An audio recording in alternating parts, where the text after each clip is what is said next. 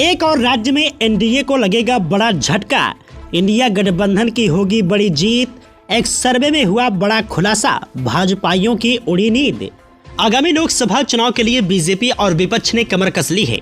अप्रैल मई में देश भर में लोकसभा चुनाव होने हैं। बीजेपी जहां तीसरी बार मोदी सरकार बनने का दावा कर रही है, तो कांग्रेस के नेतृत्व में इंडिया गठबंधन अपनी जीत का दावा कर रहा है। इस बीच एक नया ओपिनियन पोल सामने आया है, जिसमें महाराष्ट्र में बीजेपी के नेतृत्व वाले एनडीए गठबंधन को बड़ा झटका लगता हुआ दिखाई दे रहा है। दरअसल एबीपी न्यूज और सी वोटर के सर्वे के अनुसार महाराष्ट्र में बीजेपी गठबंधन पर कांग्रेस गठबंधन भारी पड़ सकता है।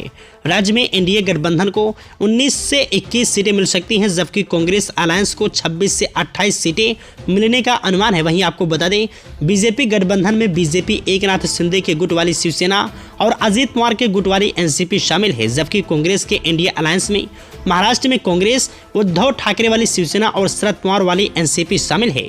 राज्य में वोट फीसदी की बात करें तो इस हिसाब से देखे जाएं तो इंडिया अलायंस को 51% वोट मिलने के आसार हैं, जबकि एनडीए को सिर्फ 37% वोट मिल सकता है।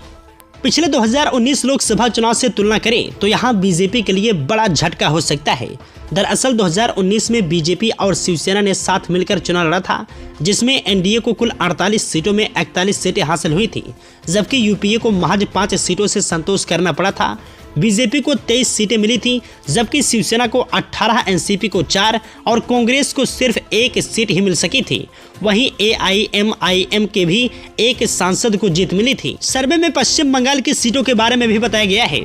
सर्वे के अनुसार पश्चिम बंगाल में बीजेपी को 16 से 18 सीटें मिल सकती हैं, जबकि कांग्रेस और लेफ्ट गठबंधन के खाते में 0 से 2 सीटें और ममता बनर्जी की टीएमसी को 23 से 25 सीटें जा सकती हैं।